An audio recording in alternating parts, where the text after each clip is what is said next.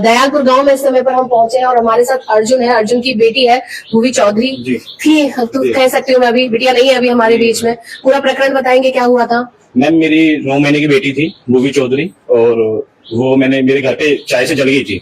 तो चाय पे जलने पे मेरे परिवार वाले उसको जनित हॉस्पिटल में लेके पहुंच जाते हैं। उन्होंने ड्रेसिंग यादव डेयरी के पास है जो, तो वहाँ पे डॉक्टर जी.के. शर्मा, अनिल नागे और डॉक्टर कमल, इन्होंने मेरी बच्ची को देखा। उन्होंने मेरी बच्ची को देखने के बाद बोला कि हम संतुष्ट, आपको आश्वासन देते हैं कि मेरी बच्ची को हम ठीक कर देंगे, आपको कहीं ले जाने की जरूरत नहीं है। जो बड़े डॉक्टर ट्रीटमेंट करके सेम ट्रीटमेंट हम करेंगे यहाँ पे। उन्होंने आश्वासन देकर हमने अपनी बच्ची को एडमिट किया।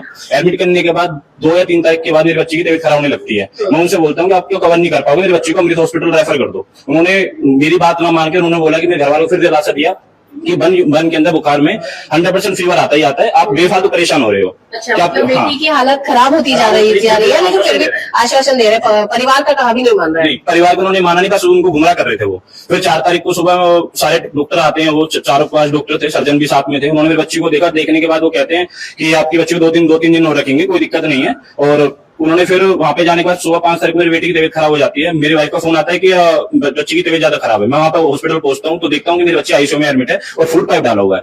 और वो जब फूड पाइप नाक से डाला तो उसमें खून की गांठ थी, और उसको वहां पे डॉक्टर सिद्दीकी ने बताया कि ये खून की गांठों को उन्होंने बताया कि चॉकलेट खिलाई आपने बच्ची को। अच्छा, 9 महीने की बच्ची चॉकलेट खा सकती है।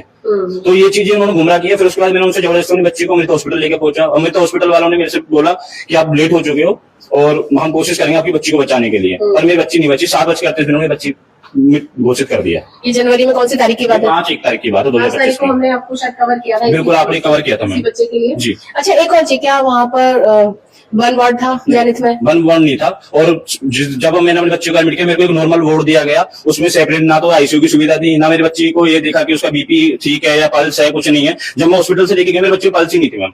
अच्छा, मतलब हॉस्पिटल से जब वहां से लेकर अमृता हॉस्पिटल पहुंचने के लिए जा रहे थे, बच्चे में तभी पल्स खत्म हो गई थी। अच्छा, एक कितना बिल इन सब चीज में आया होगा? अगर उन्होंने टीपीए से वो किया था, और उन्होंने मेरे बिना पूछे मेरे बच्चे को 4 तारीख को डिस्चार्ज किया हुआ था स्टेबल दिखा के। लेकिन आप तो रेफर मांग रहे थे उनसे। मुझे 5 तारीख की सुबह पता चला जब मैंने उनसे बोला रेफर कर दीजिए, तो उसमें उन्होंने मेरे हाथ में डिस्चार्ज समरी थमा दी, जिसमें मैंने देख के स्टेबल दिखा के उन्होंने बच्ची को डिस्चार्ज कर रखा है। तो मैं सारा उनके साथ समझ गया कि मेरी बच्ची को ये इन्होंने मेरा इलाज बेकार कर दिया, मेरी बच्ची खतरे में है।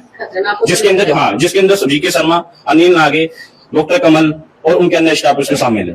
अच्छा, फिलहाल अब आपने इसमें एफआईआर दर्ज करा दिया। अब आपकी 7 महीने बाद जाके एफआईआर दर्ज? 7 महीने बाद एक इंसाफ मिला। जो बोर्ड गठित हुआ हमारे सिविल हॉस्पिटल में, जांच कमेटी के अंदर, उनको अंदर वहाँ पे गिल्टी जनित हॉस्पिटल को करार किया गया कि आपने ये ट्रीटमेंट मेरी बच्ची को नहीं दिया, जिसकी वजह से मेरी बच्ची को मैंने खो दिया।